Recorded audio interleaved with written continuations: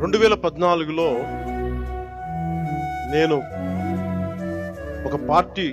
ప్రారంభించినప్పుడు తెలంగాణ హైదరాబాద్లో ఆ రోజు నేను అనుకోలేదు, ఏథెన్స్ కంటే పురాతనమైన నగరం అయిన మదురైలో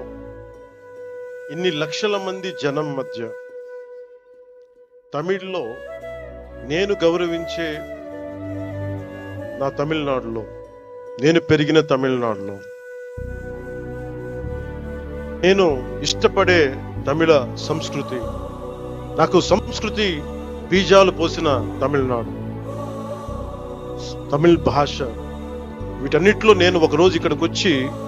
ఎంతమంది గురువుల మధ్య, ఇంత పెద్ద హిందూ మున్నని పెద్దల మధ్య, ఇన్ని లక్షల మంది ప్రజల మధ్య నేను ఇలాంటి రోజు ఒకటి వస్తుందని నేను ఎప్పుడు ఊహించలేదు.